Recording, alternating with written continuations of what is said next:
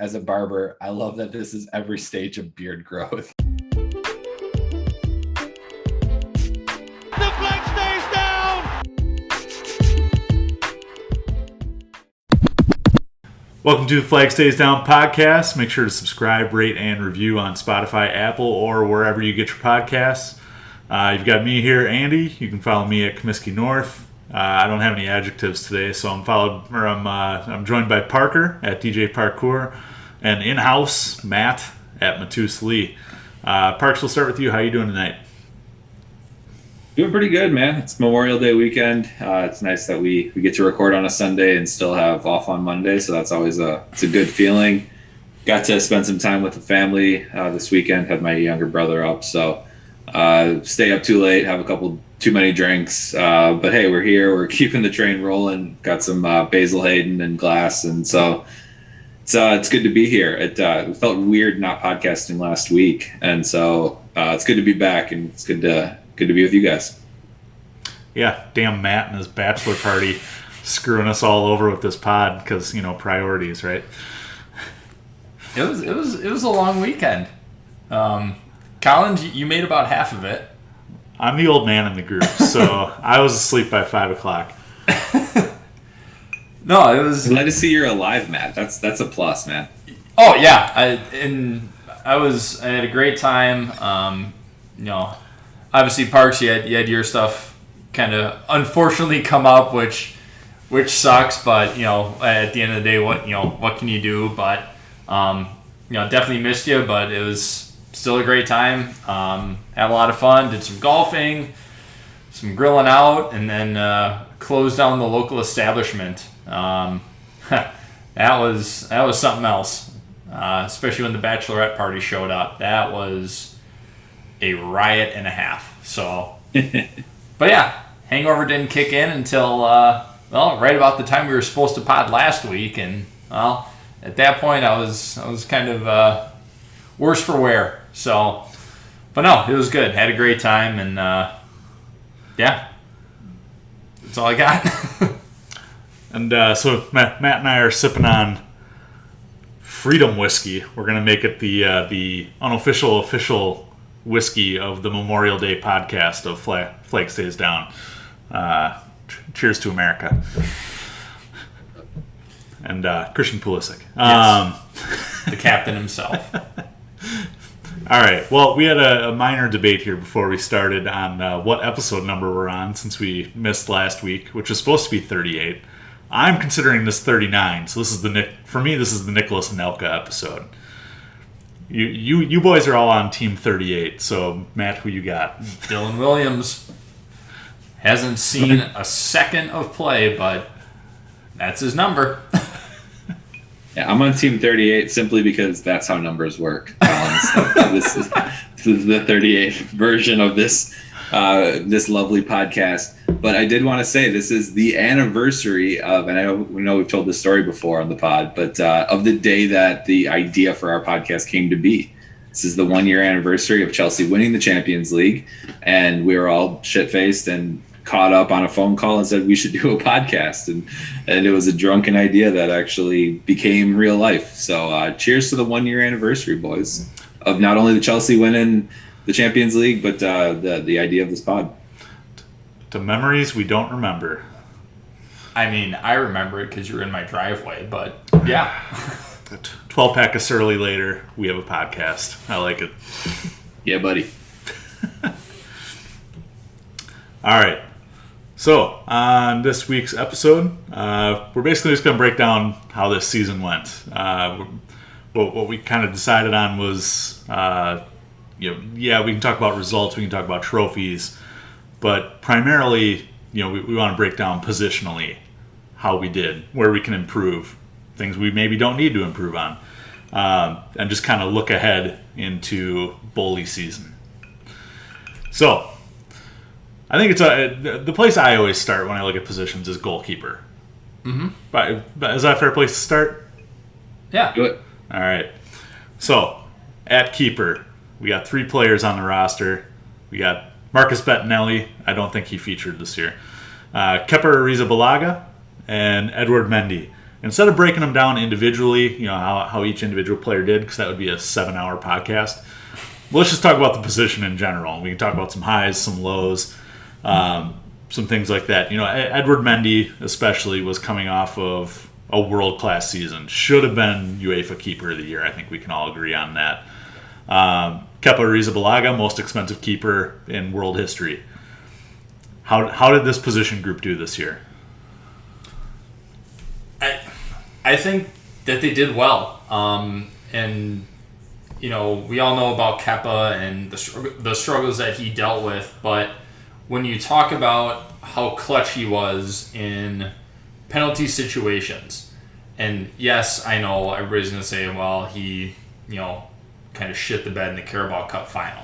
I get that, but at the same time, Mendy was off at AFCON. We needed Kepa to step up, and he played brilliant. He played like the striker like the goalkeeper that we paid all that money for. So it was good to see him back in form. Mendy was Mendy.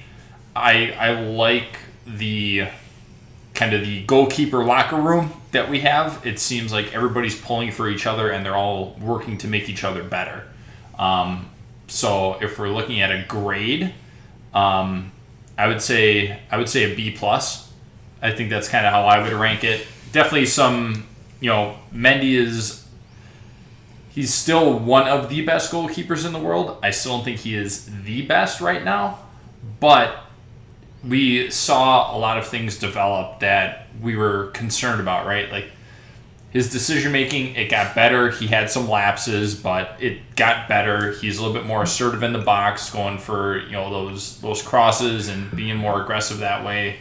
Kepa, we all kind of wrote him off. I think all three of us did, but when push came to shove, like he showed up when he needed to, for the most part. So, and there's that story of Mendy leaving his towel for Kepa when he went to AFCON. So it's just stuff that you love to see, and having that kind of camaraderie in the locker room with the goalkeepers, I think is something that is a little bit tougher to come by, especially in something as competitive as this. But I'm gonna say B plus for the goalkeeping unit.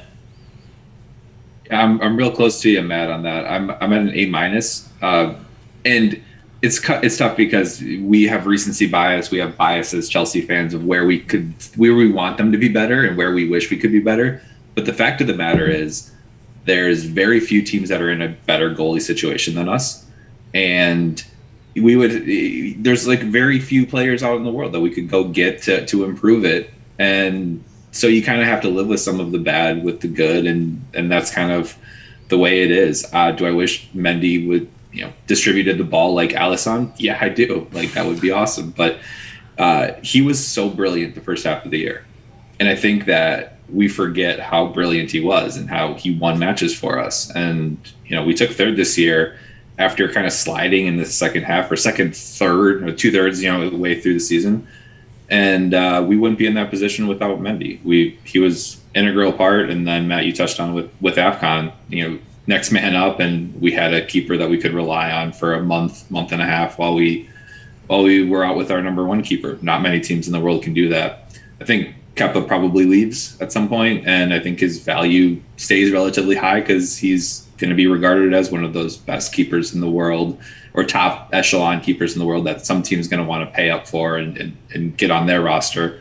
We saw Kepa throw a fit and stay in a couple of years ago, and he's matured a lot. He's gotten a lot better. But Mendy, from a shot saving perspective, is for my money one of the best in the world. So it's an A minus only because I just don't think you get much better than it. There's not much. And then the other thing I was going to comment on was Mendy did see a lot more goals come in the second half of the year, but I think a lot of that was attributed to our defense. We talked about our defensive struggles on this pod religiously, and we'll get into it in a little bit.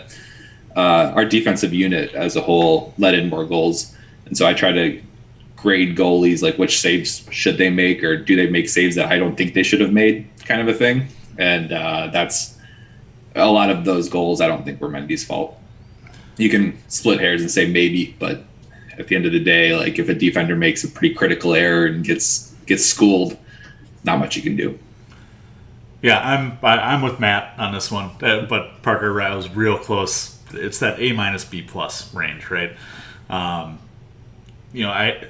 was impressed with Kepa this season. I know that at least me personally, I was not high on him after the whole. I have not been high on him since the whole FA Cup or Carabao Cup, whatever that was, with Sarri and not wanting to come off and just being a little shit about it. We talk about Rom and his redemption tour possibly. I think this year was Kepa's redemption tour. We had three Carabao Cup matches go to penalties, where he came out victorious in those.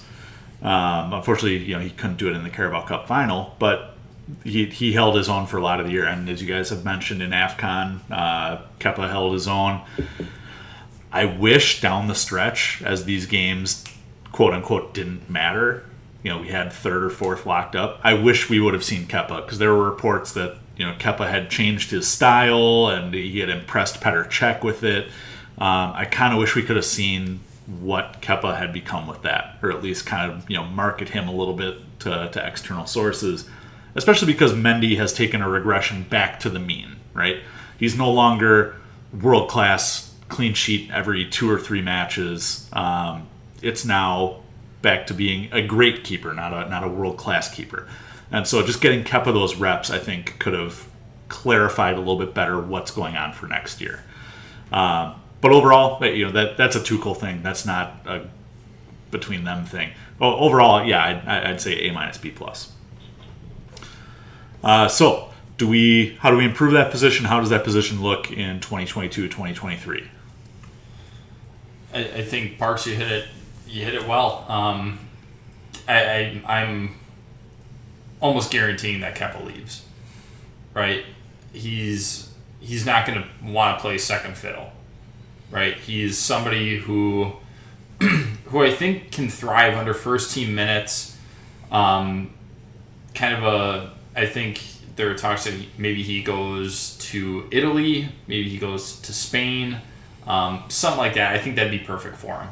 Obviously paying all that money, you wanted some better results, but at the end of the day, as long as you can still recoup like 60% of that, I think you're doing okay. So that would put him in like the 42, I think. Yeah, like 40 to 45. I think that's a good ask for him. Mendy's going to have time to keep working, right? Like we saw the improvements throughout the year. I did think his distribution got better. Decision making is still a little up in the air. So when I talk about distribution, like when he's actually trying to play a ball to somebody rather than somebody plays the ball back to him and then it gets taken from him. Like that's decision making versus distribution. So I think his distribution got better. Decision making is still kind of a work in progress, but I think with the season that Mendy's had, and I think he's definitely working his way into that conversation, being the best goalkeeper in the world. So I think if anything, you go out and get a more experienced keeper, somebody who's got Premier League experience, kind of like how like an Asmir Begovic was a backup keeper. I think somebody kind of that standard, somebody who knows what to expect, but they're not going to be the one like constantly where Mendy's constantly looking over his shoulder, right? You don't want to bring in something like that. But I think somebody that has the experience and has the understanding of what to expect and can maybe kind of be sort of that player coach for the keepers, right? I think that would help tremendously. So I'm not sure who that is. Trying to think of like offhand who that would be, but I think that's the direction that you go. I don't know why. First name that came to mind was Angus Gunn from Norwich. Oh. I know nothing about him. Just first name that came to mind. or even like a Tim Krul. Yes. That was the face in my mind. I don't know why Angus Gunn was the name associated with that. No, I agree with you, Matt. I think that's spot on. See, now I think this is the one position that we've had stability in, and it's surprising because you have two great keepers. Mm-hmm. It's surprising that there's been no clashing of heads there. I think going into a World Cup season, World Cup in the middle of the season, where Kepa is not going to the World Cup, I think you keep both. Maybe sell them in January. Yeah, I mean, if you can, and the thing is, do you expect Kepa to perform at the same level that he did this year when Mendy was out? Do you expect him to keep at that level, or do you expect a decline in what we've seen? So that's that 50-50 where do you just cut your losses or do you risk it, try and make back, another 10, 15 mil or lose out on 20 to 30 mil. Like it's a tough place to navigate, but no, I think he is deserving of first team minutes, and as long as he's behind Mendy, he's not going to see those opportunities. And his value is going to be at the highest it is right now. And so even if his value kind of does creep up, it's going to be at Mendy's expense, which is going to cannibalize that then. And so when you're looking at it from just like an asset perspective, I think you sell at the high that we think he could be at right now. And when we can redeploy those funds elsewhere where we need help. We need other positions. And if we had a Champions League winning team that didn't need any help, it would be great to live with the excess and just kind of keep it. But we need help on defense and we need to sign some players. So if you can get 45 for him, redistribute that, that cuts Declan Rice's fee in half. Let's turn right now to one of those positions that's going to be much in need for Chelsea, and that's the defense. We'll just lump them all together for sake of an hour-long podcast. So, we got Marcus Alonso, you got Chills, kind of. Rudiger, Silva, Azpilicueta, James. Not going to mention the snake himself, but then Chalobah, Malangsar. How do we feel about this group? For a while it was the staple, and then injuries happen, contracts happen. It got dicey. Towards the end, it was not great. But I'm curious to know how you guys feel the defense graded out for this year. Parks, we'll start with you. Yeah, I'll take it first. It started off with an A. It was resolute, and we had so many clean sheets in a row that it became laughable, and it felt like no one could score on us. It just was, we would give up goals, and we were like, well, how did that happen? Like, what's going on here? So it started off as an A, and then it slid consistently throughout the rest of the season. If I have to give it a grade, I think it's a C+ overall. I think it got not great, and then I'm also lumping that in with the fact that we're going to be losing a lot of players this year going into next. If the boys just got run down, but they're all coming back and Rudy's coming back, and they showed some promise and some fight at the end of the year. They had a couple of clean sheets to go into the year, like into the end of the season. That gives me faith, and that gives me like kind of a fun way to regroup and push forward for next year. But they're not giving me much to go on, and now our defensive situation is completely up in the air for next year. There's going to be very little consistency. It's my biggest worrisome, area for next year. And I mean, just go back and look at how many goals we've conceded in these last couple of months. It's pretty alarming. It's not great. And even in our last game against Watford, we give up a goal. It's like, that's a 2-0 game all day. Like you don't give up a goal there, and it happened.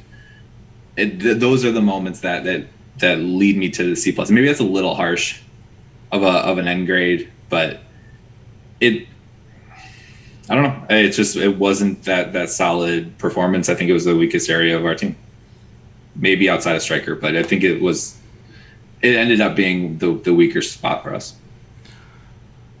Yeah, I feel it's a little harsh. I'm gonna go B, but with the caveat of I agree with what you just said.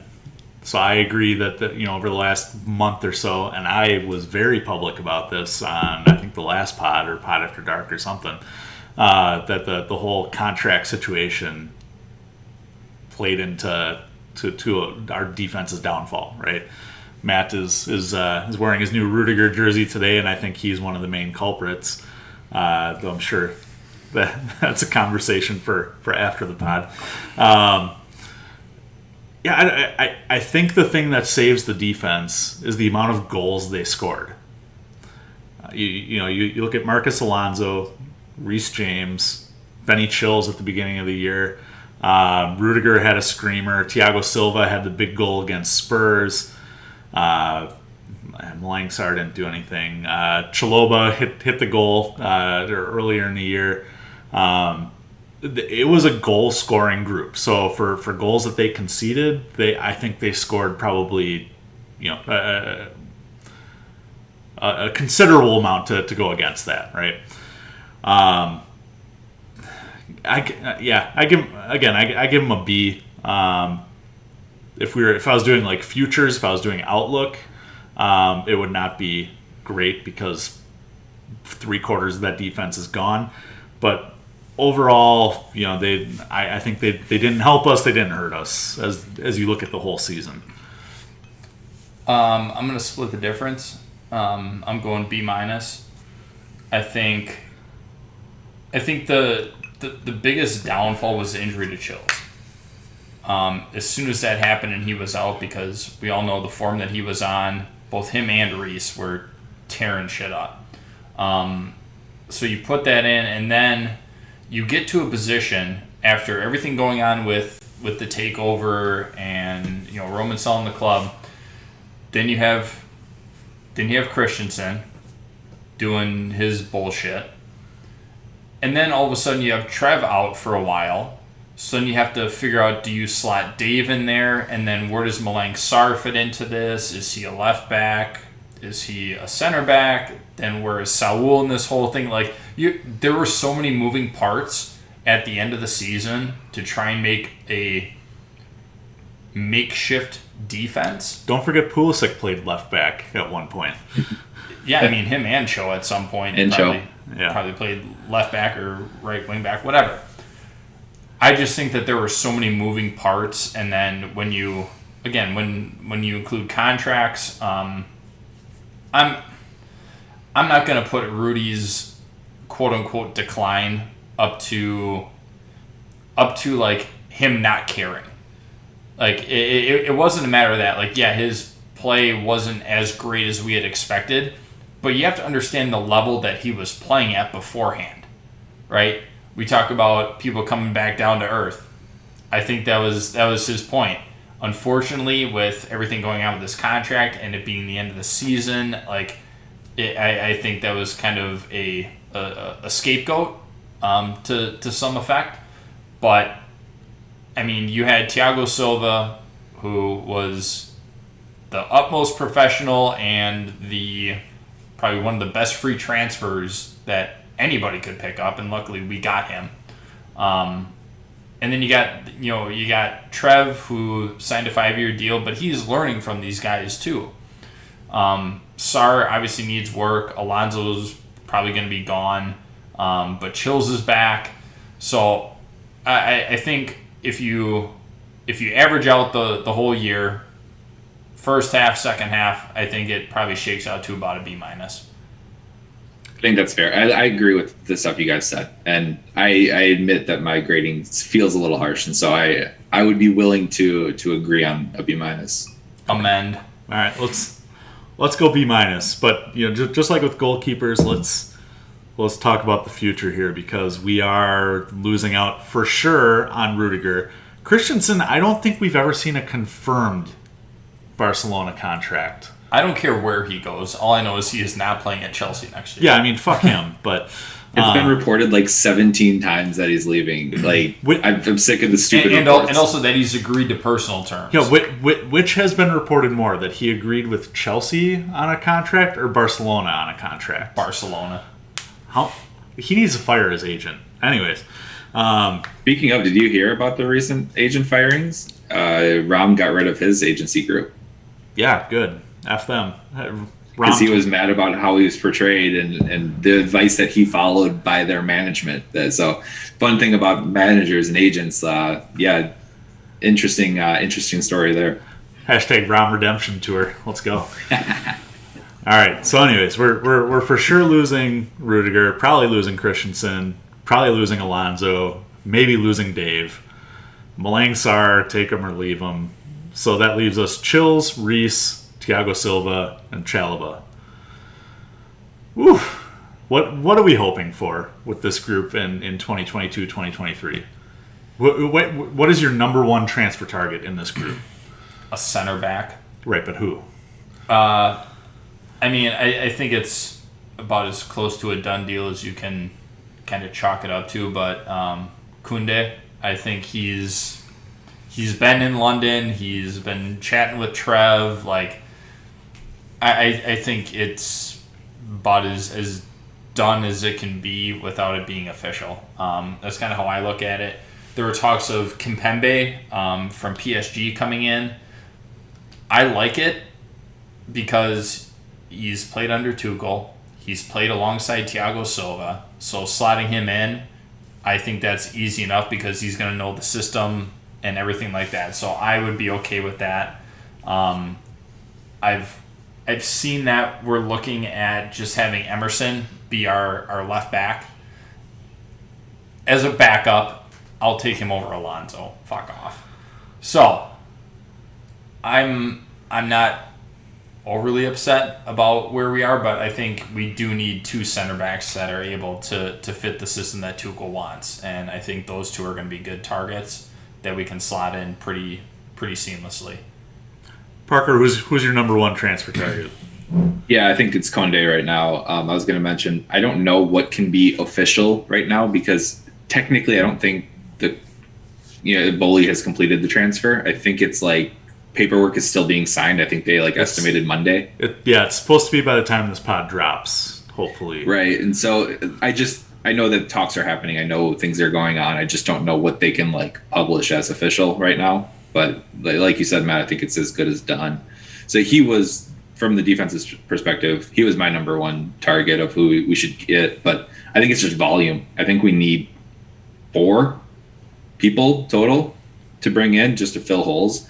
And Emerson coming back or other people kind of getting recalled from loans and things. We just need bodies. We need to bring enough people back to service what we're missing.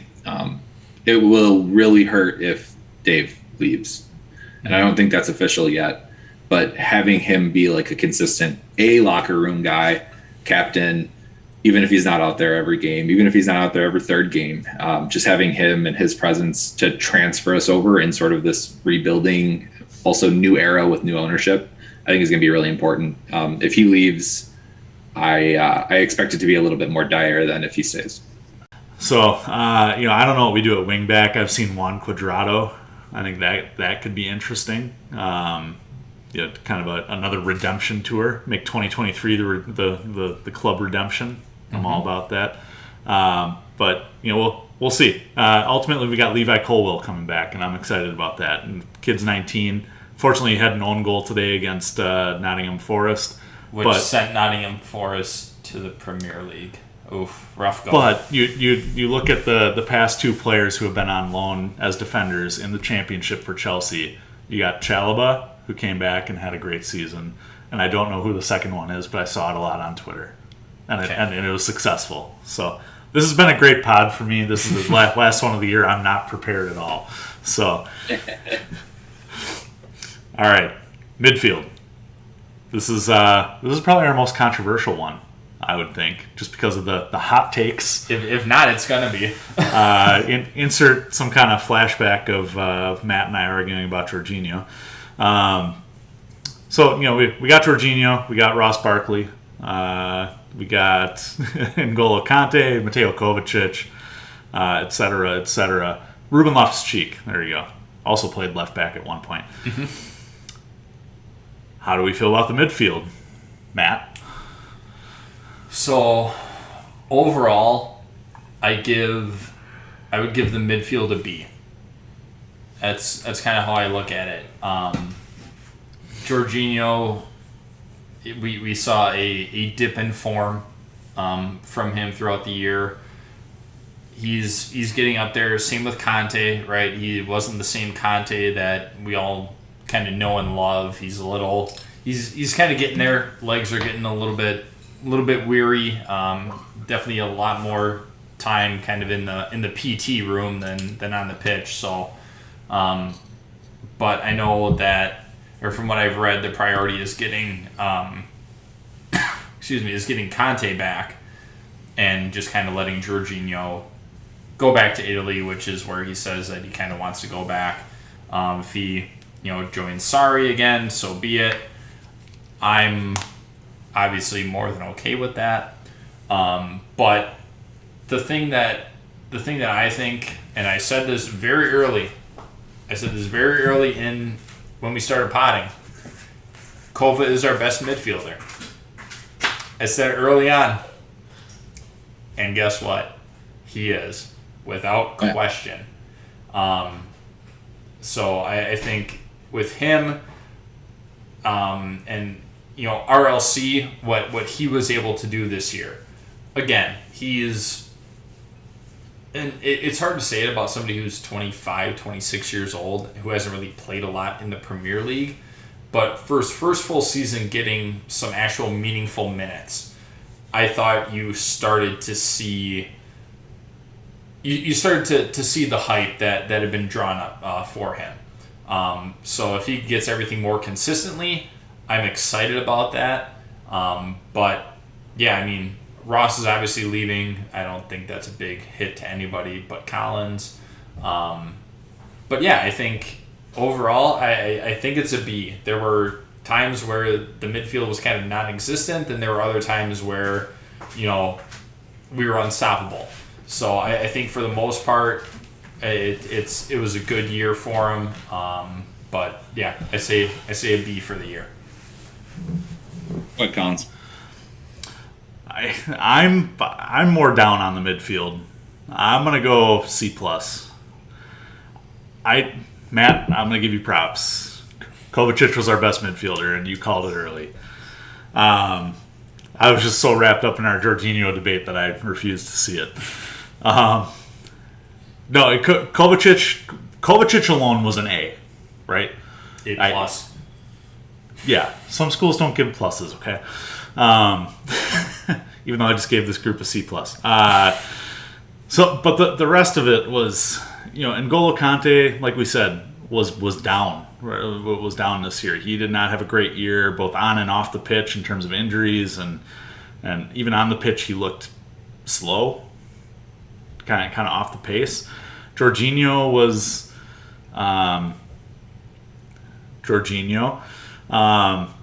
Ruben Loftus-Cheek just copied whoever he was on the pitch with. Ross Barkley died, apparently. He just wasn't around. Oh. Who? Yeah, who's that? Sorry, random name. He's a left back. Shut up. And better than Marcus Alonso. Yeah, that was my transfer of the season, by the way. Yeah. Hindsight's 20/20, my friend. Yeah, don't go back and listen to pod number 1. No, this group overall, I give a C, just because everyone else dragged down Kovacic so hard, and there was no consistency. I wish Kovacic would have played more, but I understand why he didn't, because he busted his ass for 90 minutes every time he was on the pitch. This will probably be our biggest spread then, because I was B+, like teetering on A- for this group, and I know that when you're a Chelsea fan, you pick out the flaws. It's a lot easier to pick out the flaws than the positives a lot of the time, and it's easy to get down on people. It's easy to read Twitter and feel very negative thoughts about things. And I don't disagree with a lot of the things you guys said. I mean, Conte didn't have his best year, and Jorginho had high moments, low moments, didn't have his best year. Matt, I liked what you said about Loftus-Cheek. I think he kind of came into his own. Kovacic is Kovacic. We don't have to talk more about it.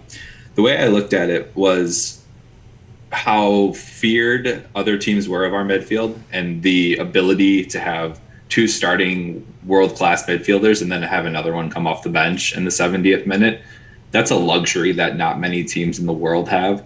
I would struggle to name 2 or 3 teams in the world that have a better midfield group out of the 4 players that we've named, especially in a 2 midfield system. And so I feel like we're overall a little harsh on them because we've seen where they can be, especially N'Golo Kante. And I love N'Golo Kante, and he's been one of the best midfielders in the world, and he didn't have his best season. So it's easy to knock it down a peg or two. And Jorginho, I'm not ready to call him one of the best midfielders in the world, but I do think he does a lot of intangibles that don't show up on stat sheets and don't always get recognized. But I think they're important, and I think when he's out there, and I think his leadership, even though I know you disagree with it, Matt, his decision-making and leadership, I think, provides a different dimension to our game that will miss a little bit. He was he was a worse Cesc Fabregas. Cesc was much better at that role, and you just can't reproduce Fabregases because they don't really exist. But we wanted him to be there. We saw some of those passes that he made from the back, and when he did make those distribution passes from the back, he was great at it. They just didn't happen enough. So as a unit, we did very well. I think they're our best. I think they're our best unit. I mean, unless you count goalie as a unit, but when you think about our team that took 3rd in the league, 2 finals, 4th in the Champions League, and then 2 cups that are kind of meaningless cups or lesser cups, but we're 2 penalties away from winning 4 trophies. When you look at that team, I think that's our best unit as a midfield, because I don't think it was our defense, and I don't think it was our attackers. And you could argue goalie, but I think our midfield is where the strength of Chelsea is. And I don't think we give that enough credit, self-included, because I've been harsh on him too. I will admit that.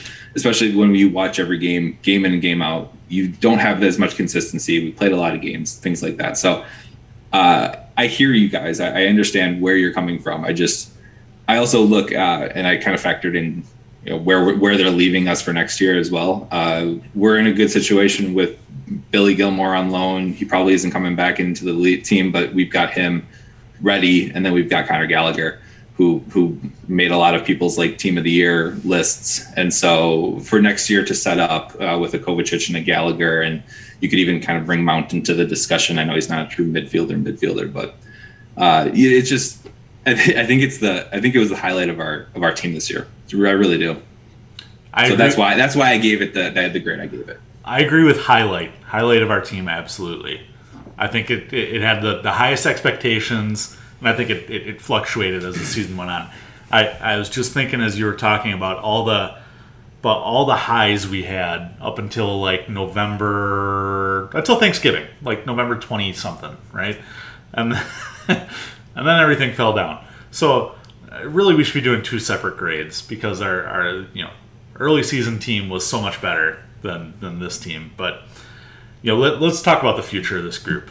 There's a lot of smoke with Jorginho leaving, going back to Italy. There's starting to be some smoke as of this week of N'Golo Kante possibly leaving because he can't stay fit.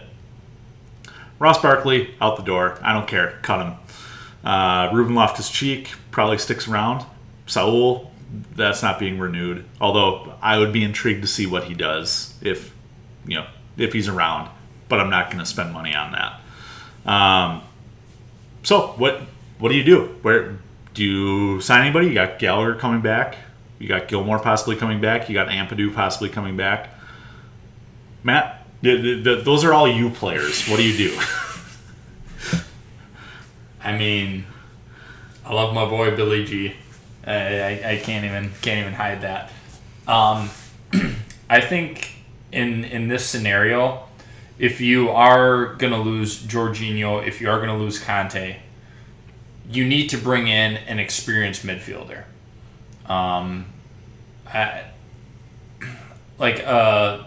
somebody like a Luka Modric. I know that I'm pretty sure that he just re-signed with Madrid or he renewed his contract, but somebody like that, or even like a Toni Kroos, right? I'm using Real because I just watched the final too. So but I'm saying, players like that, like they don't have to be 20 a year goal scorers, right? They just have to be that leadership, that maturity, especially if you're going to be bringing back a group of young players. And Kova is not, as much as I love him, he is not a leader. Like, he is just head down, I'm doing my job, I'm doing what I'm paid to do, and I'm doing a damn good job at it. A leader by example. Yes. Very quiet, but yes. So I think you need more of that experienced presence.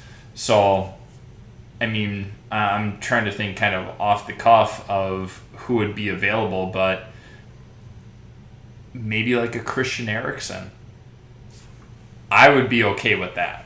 Like, somebody who's dangerous, who can distribute, who's good under pressure. Like, I would like that move personally. But somebody like that, like, you can't just go out and get, I don't know, somebody that's been playing for.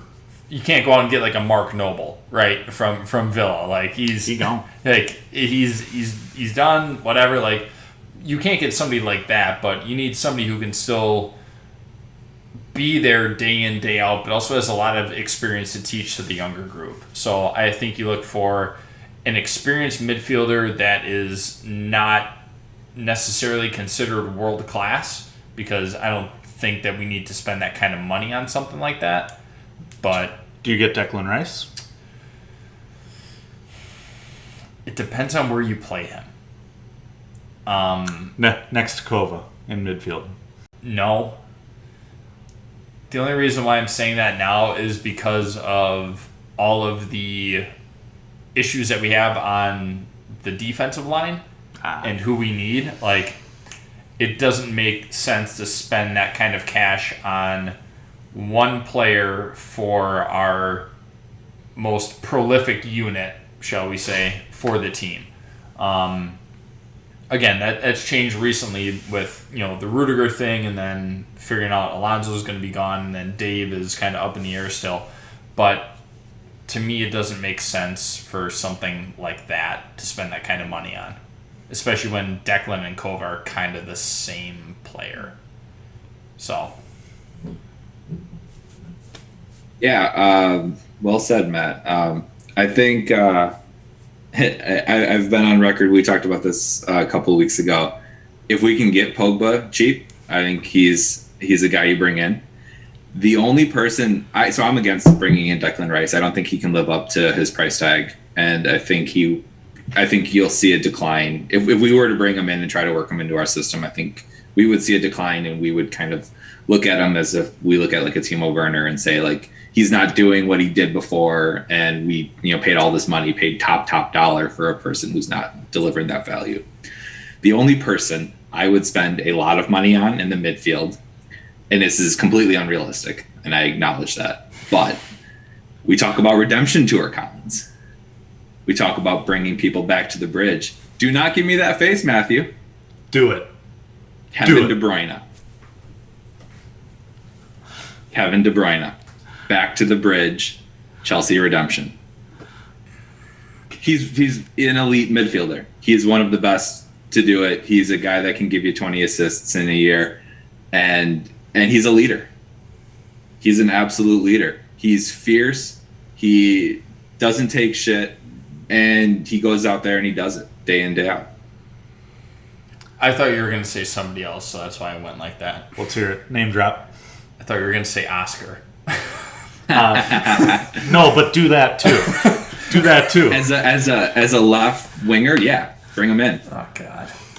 All right, so I'm surprised that I'm going against the grain on this. Ooh. We have a new owner who wants to show his support to Tuchel. Defenders, you can get a dime a dozen, right? Attackers, we've seen that if you splash cash, it doesn't mean shit. Sometimes it does, but sometimes it doesn't.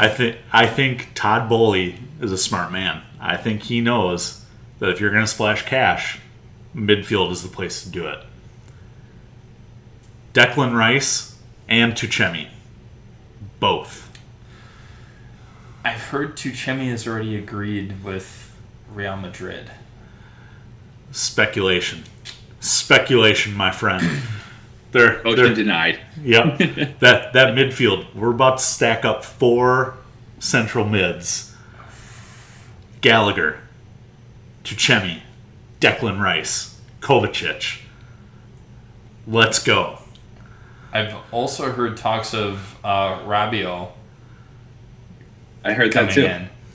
I wouldn't mind that. Although it's interesting based on what had happened between Tuchel and Rabiot at PSG, and there were a few bust-ups and things like that. So that would be interesting, but I do like Rabiot. I think he is highly underrated for the work that he does. Another person, talking about PSG, who I would really like to see, Marco Verratti. Neymar. No, shut up. Marco Verratti. I like him a lot. I like the way that he plays. He's similar to Kova in like the mentality that he plays with, but he is definitely a lot more defensive minded. So I like the idea of him, if we can get him for a realistic price. I like the idea of bringing him in and being paired up with Kova. I would be a fan of that. Shout out to Central Standard. Shout out to Freedom Whiskey. It's quite good. Fair. The official drink of Memorial Day pot after. No, this isn't even pot after dark. Anyways, on to forwards of the season review of Chelsea. Thank you. So forwards. No intro required. Parker, why don't you start this one? No intro, I'll start just salud. Yeah, salud. I struggle with this one. I think it's a B. It's inconsistent, but flashes of good. It's average. It's nothing to shout about, but it's not. I don't think we were bad. We scored goals. We scored 77 goals in the league this year, or something ridiculous. Like, we scored goals. I know some of that came from defenders and midfielders, as you said earlier, Collins. But Rom had his struggles, but Kai Havertz had runs of form that were great. Pulisic had runs of form that were great. Timo had stretches where he was pretty good, but fell off. I thought the play from Ziyech was pretty consistent all year and good. Thought Mason Mount played good all year. And so I'm thinking of not just a number 9 striker as my position. I'm thinking of the attacking 3, right? Like, and so our wing play was pretty decent, and it evolved over the years. So we scored goals. We did not. They weren't City or Liverpool level, but if you just compare yourself to City and Liverpool, everything looks bad because they were head and shoulders above everybody, right? I mean, I sent you guys the text about goal differential. Those two were astronomical. Chelsea was still very, very good, and everyone else in the league is bad comparatively. Mm-hmm. And so if you're only comparing yourself to City and Liverpool, everything looks bad. Comparing yourself to the other 17 teams in the league, we're pretty good.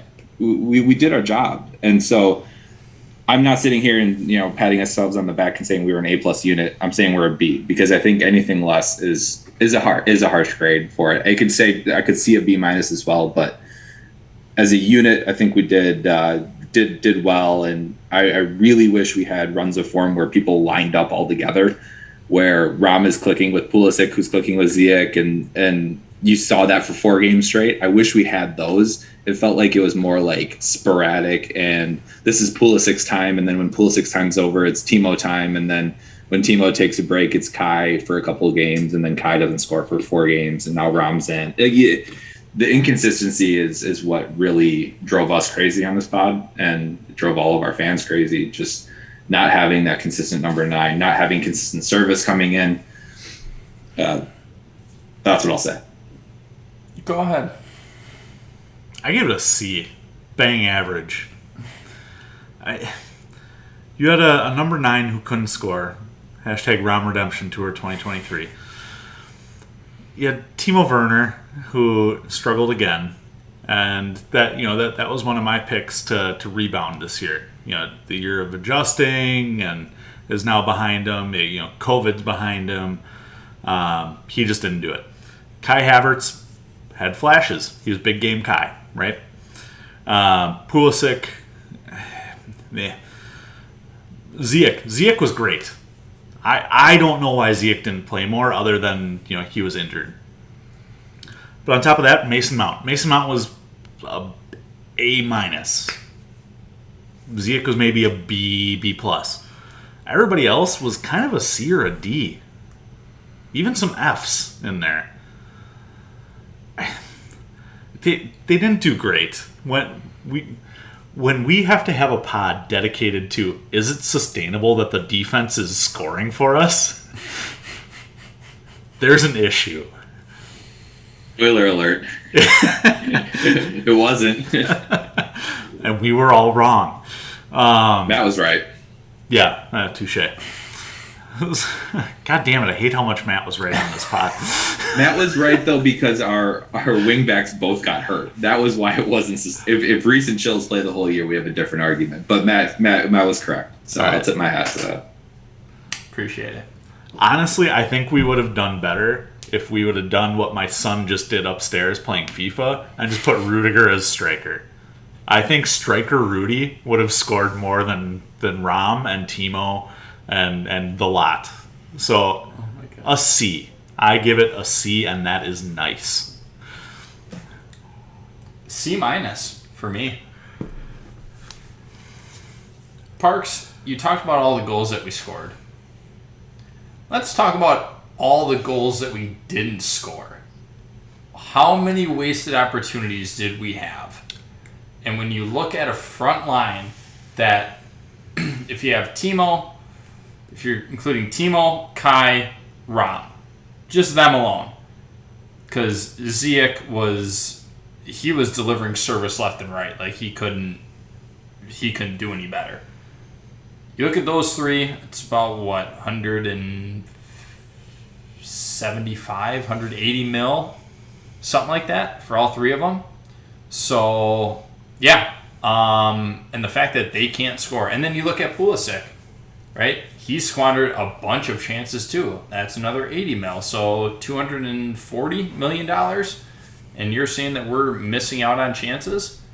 I don't understand how that works. So that to me is the biggest issue.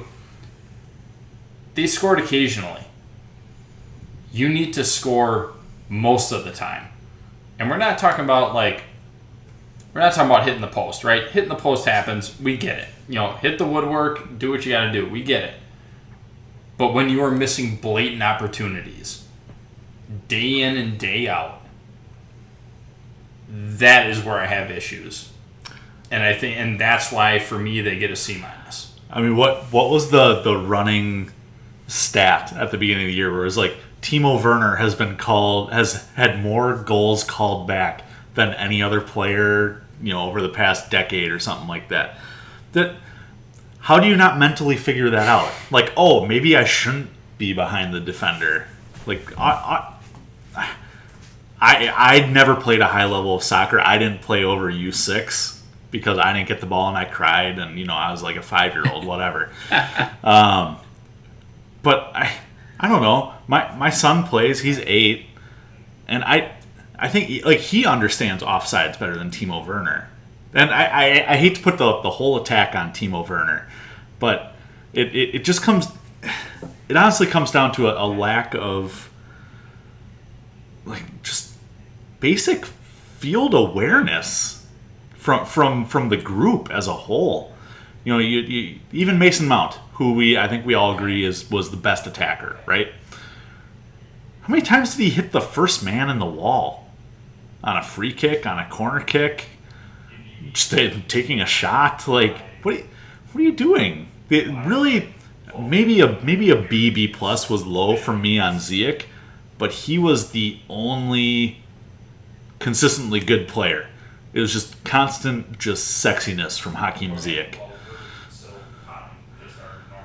Yeah, it's a tough unit to grade because inconsistency. Like we saw the great, we saw the flashes, we saw the opportunities created, and we lacked clinical finishing as a whole for our unit, and that's what's so frustrating because I think in all of our collective minds as fans is getting yourself into those positions is the hard part. You know, picking out the pass is the hard part. When the ball's at your feet and you're in the 6-yard box, you can't put a ball on target. That is literally what you get paid to do as an attacking number 9. That's what you get paid to do is put that ball on target. And when you miss by a lot and give a thumbs up for the pass, it's frustrating. It's just frustrating. So I think, I hear you guys. I saw great moments of it, but I understand where you guys are coming from. So there's again smoke to Pulisic leaving. I think Timo Werner probably gone at this point. There hasn't been. I mean, there's been kind of a little bit of smoke about Rom leaving, but the indications seem to point to him coming back. # Rom Redemption Tour. What do we do? What do we do, boys? I don't know. Jack Grealish? Not there. Yeah, strike one. Jared Bowen? I would like him. I would like Son or Harry Kane. Either of those guys or both, if you want to really just take from Tottenham. That would be kind of a fun double swap. But I like both of those guys. I think Harry Kane is one of the more clinical finishers. It's proven to be when he gets the ball at his feet, like I just mentioned, Rom doesn't hit the target. He does more times than not. And so I think he'd be a great signing. Son had a great season, and he's had a run of a couple of good seasons in the past few years. So you think you can get him at reasonable values, not like the astronomical high values, like a Holland value. But the fact of the matter is, the City just signed their Rom, from a year prior, right, with Holland, and so it'll be interesting to see how they adapt to that, and if it's going to be an arms race and we need to keep up, or if we need to kind of go back to what we've been doing, which is don't have a single striker focus and be more creative, get your wingbacks involved and play, and we've seen success with that too. And who knows? But I think defender and striker is where Bowley's crew is going to spend the most money. From an allocated pie level, I think that they're going to get 45% of that budget to striker. Yeah. I hope Rom leaves. I really do. He ain't leaving. I'm sick of his shit. I don't know where we turn to. Collins, I know you want fucking Neymar. No. He's going to be on the ground more than he's going to be on his feet.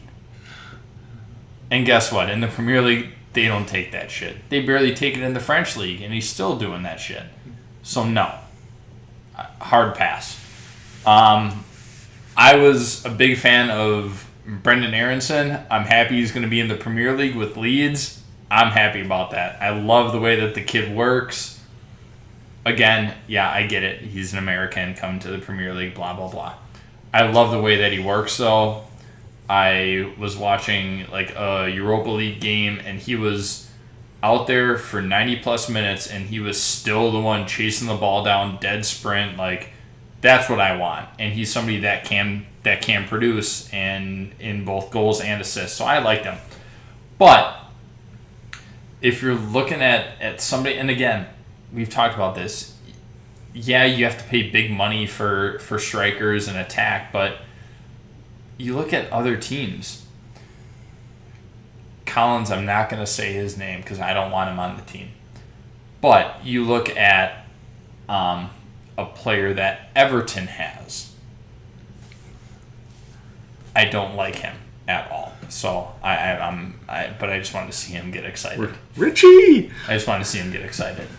But you look at these other clubs that have players of good caliber that are not that expensive. You look at Leeds with like Rafinha.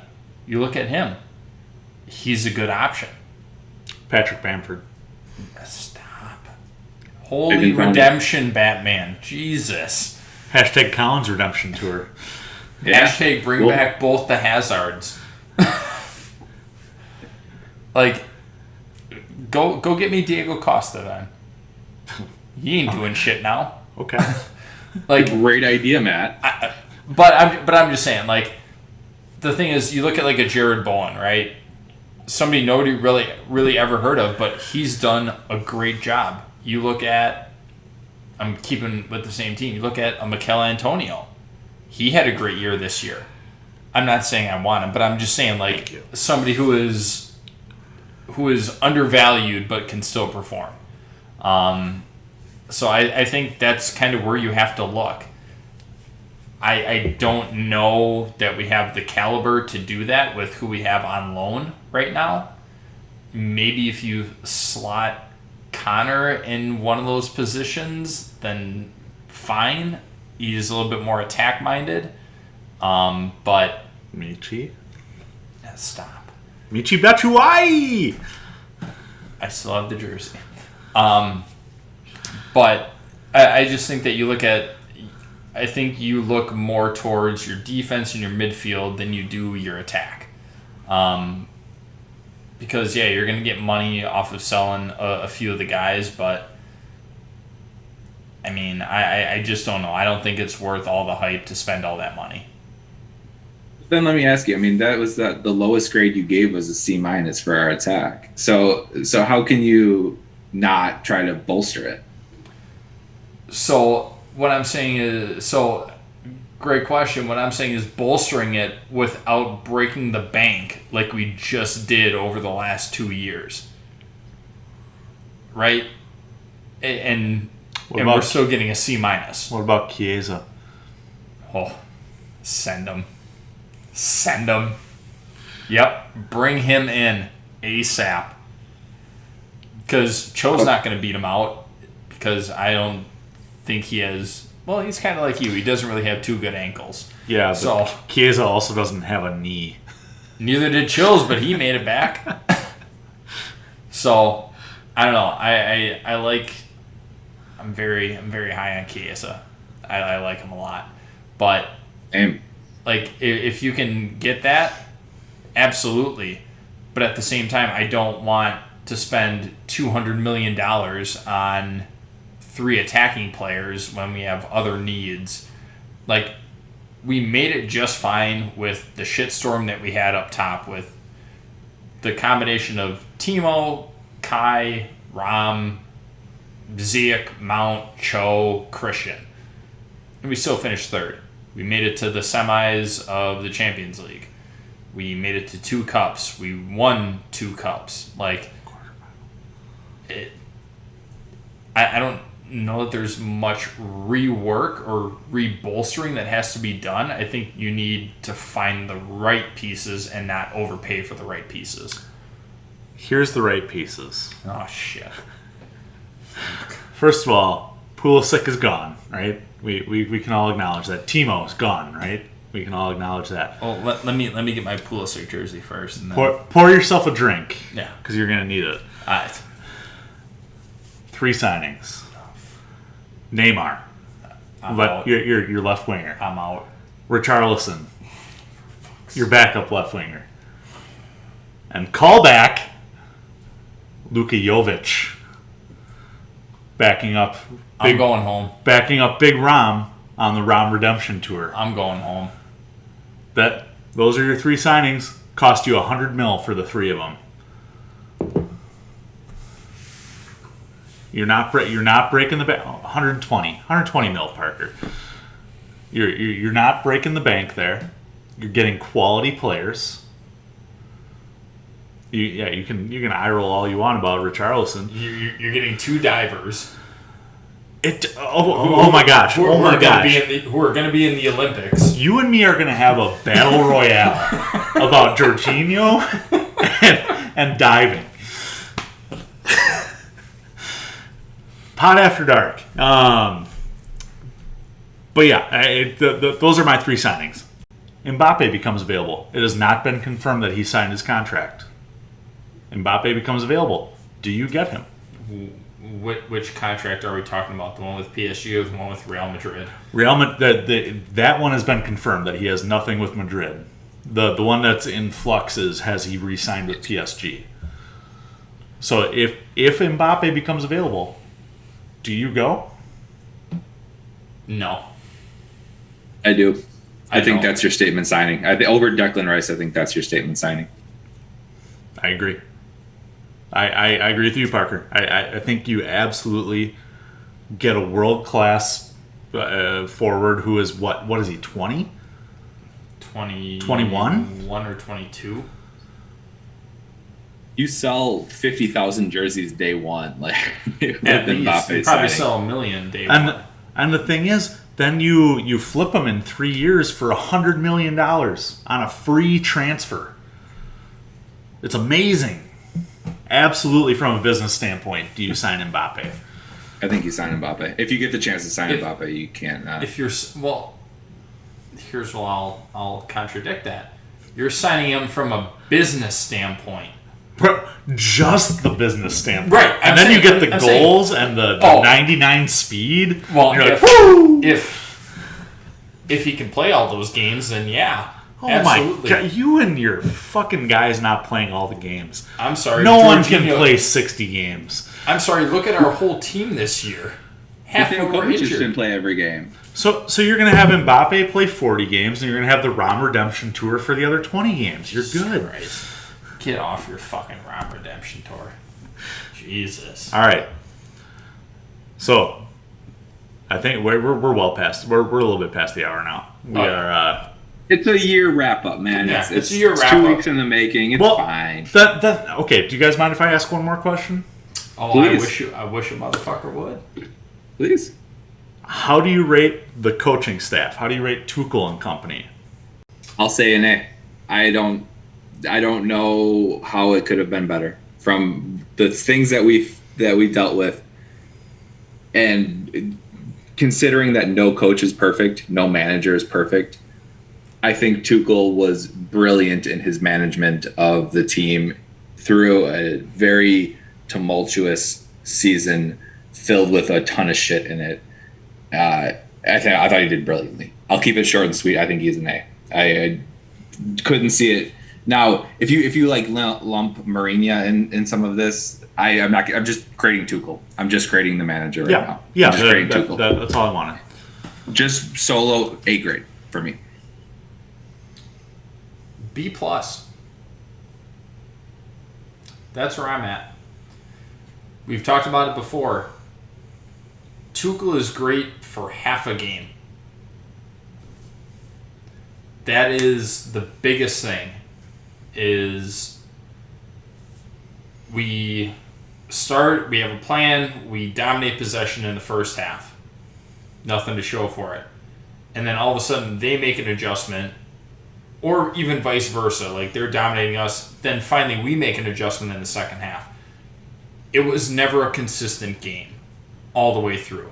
Or at least in the more or less the second half of the season, or a lot of like the big games.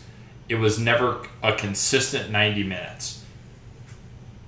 He's got time to prep for this. Whether it's bad tactics or the players not doing what they were supposed to. Because remember, we saw Cho get subbed on. I think this was, last year? Cho get subbed on for 20 minutes in the second half and then get yanked. So whether it's the players not doing their thing or Tuchel not prepping well enough, it is what it is, but we struggled to see a full 90. And that to me is B+. B-. Ooh. I thought his subs for the majority of the year were poor. his subs never, well, not never. Never is an absolute statement. Those are never true. But for the most part, his subs were consistently pretty terrible. Right? How many times was Ross Barkley brought on and we were like, what the hell are you doing? Right? I thought, again, his tactics, twice. Thank you, Parker. His tactics, like you said, Matt, for 45 minutes were great, but for 45 minutes were terrible. And even if you boil that down to it's the players' issue, you're the manager. How do you not have your players under control there? Right? And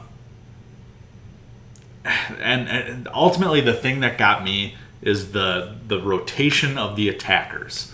I've been saying it for weeks and weeks and weeks and weeks and weeks now. You need consistency there. You need guys to get game experience together so that they can build up that confidence in each other and build up that knowledge with each other, and they can, play those 1-2 passes because they know, hey, that guy's going to be there. I know it. There's too much squad rotation, and I know we played a lot of matches, but it was too much squad rotation early in the season. And so we never built that consistency in attack. And I think that's, ultimately what led to a lower grade in the attack. Obviously Rom's agency had something to do with that, right? But in terms of like Timo Werner and Christian Pulisic and Hakim Ziyech even, give those guys a consistent trot out instead of like one game here, one game there, rotate every 3 matches.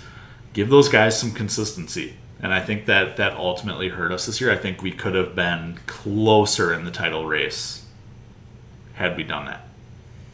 The only thing I'll say is there were so many times over the course of this season that I remember texting to you boys saying Tuchel coached a 6-0 first half and it's 0-0. Like, there was so many times where we had dominated possession, but not just dominated possession for possession's sake. We're creating big chances and missing sitters. And that's not Tuchel's fault. Like, I get that you have to have your players ready and in positions to score goals, but from a tactics perspective and everything else that goes into it, players are doing what they should be doing. They're dominating the game, and our strikers or whoever isn't finishing the attack. Again, I look at who could be better. Do I think Jurgen Klopp would have managed this team better? I don't. Do I think Pep could have managed this team better? Possibly. Maybe. But do I think Frank could have managed this team better? Fuck no. I don't. I think Frank trusted we would have been in a relegation battle. I think that's what got us into trouble a little bit, was trusting player or doing the same thing too often, Collins. Doing that more consistent kind of approach instead of shifting it up. And there's a happy medium in there, and I acknowledge that. But I think Tuchel has the opportunity and chance to be the manager for Chelsea for the next 5 years. And that's something I haven't been able to say from a Chelsea manager's perspective for a really long time. With the Roman era, as we talked a lot about the really good things about Roman, one of the bad things was managers were a dime a dozen, and he was very quick triggered to switch it when things didn't go the way that they should be going. I've always wanted, since I've become a fan of Chelsea, I've always wanted that Arsene Wenger, that Fergie, that consistent 10-year run, just manager where you don't think he's going to be on the hot seat year in and year out, or you wonder for his job's sake that he has the chance to implement. And I still look at Tuchel and I don't think this is his imprint on our team. He's signed very few players of this team. This isn't his team. It's an inherited team still. And he's doing the best he can with it. And I want to see what he can do when it's his team. And I think he's done brilliantly with the cards that he's been played and the scenarios that have been played. And I still grade this season fairly highly. And that's why I give him a good grade, because dude went through a divorce and a sale of a club and sanctions and a ton of other bullshit. And we still had a pretty freaking good year. And I don't think everyone would have done that. We won a lot of games after the sanctions were announced and stuff. We won 4 or 5 straight games. I don't think that happens under every manager, guys. I just don't. And it's like when you're pushed up against the wall, how do you perform? And I may be putting too much weight on that, but I thought he had a great year. All right. Well, let's wrap this up. Let's let our listeners' ears stop bleeding here. I do just want to acknowledge that this season is coming full circle. We talked a little bit about the pod pretty much starting on this date last year in ideas. I also just want to say that the news of Roman selling the club happened when I was traveling to Kansas City. The Boley sale will be complete the day that I am traveling to Kansas City this week. It's crazy how things happen like that. But it's been a hell of a year. This is not at all what any of us expected going into, coming off that Champions League final where we were all wasted, right? Yeah. But it's been an absolute pleasure. This has been a staple of my Sunday evenings, and I'm happy I could share these last 38/39 episodes with you guys. Been a pleasure as always. I do my best to make sure that my Sunday is clear at night, to make sure that I'm available for it. Did have that one little mishap, but that was it was slightly more important, so I kind of had to do that. So, but yeah, it's been a blast. To quote Super Troopers, Matt, that little guy, I wouldn't worry about that little guy. Exactly. No, I echo the sentiment, and I'll just kind of talk a little bit about the future plans of the pod. We alluded to it a little bit earlier, but we'll take most of the summer off, or some of the summer off. We won't be recording regularly on Sunday nights, but if stuff happens or if big news gets dropped, we might get together on an ad hoc basis and throw together a pod. It might not be a full hour long match recap kind of a pod, but especially with the World Cup being in December this year, it would have been fun to cover that in the summer, but we don't have that. So from a Chelsea perspective, we'll record as necessary or as needed. And then I think maybe in the weeks coming up to the season, we'll start to get on a regular schedule. And you're calling it season 2, Collins, but we can call it whatever we want, right? It doesn't. Chelsea kit numbers only go so high, so Yeah. we gotta do a reset here. Yeah. I love it. We might recycle some of. We may have to institute a rule that you can't use the same player twice, then, and really dig deep on some of these numbers. But no, so we'll start off in the preseason when matches start to happen, and I know Chelsea's coming doing a U.S. tour, so we'll be able to comment on some of those matches and see who's getting a trot out and seeing who's getting some playing time and talk about transfers and stuff as well. So. As always, boys, it's been a pleasure, and appreciate the Sunday nights. And it's been a hell of a year. It's been a whirlwind of a year, and I'm happy I had my therapy sessions during it, because it was a crazy year, and we couldn't have planned for it. And to be able to just kind of hash it out in real time, it's fun. It's fun for me, and it'll be fun someday to go back and listen to it all kind of chronologically, and it's documented, and our thoughts and change as time goes on, and that's cool too. We're living, breathing humans that have emotions that change on a daily basis, and it's fun to have an outlet for it. So, appreciate you guys. Maybe that's our homework for the summer. We go back and we listen to every episode, and we see where we were completely right. I mean, it's usually me. At least I got 2 shout-outs this episode for being completely right. Or we find out where we were completely wrong. Matt, you missed the first episode, That'll be a so good it's whether Parker and I were right about the season, all right? I listened to the first episode. As soon as it was dropped, I was listening. All right, well, I'm not going to bore everybody with the pay our bills part of the episode. Just if you like what we do, please give us a 5-star review. Yeah, boys, been a pleasure. The Keppa episode is gonna be our next one, episode 1. Yeah, might as well be. All right. Cheers, boys. Cheers. Kappa. I'm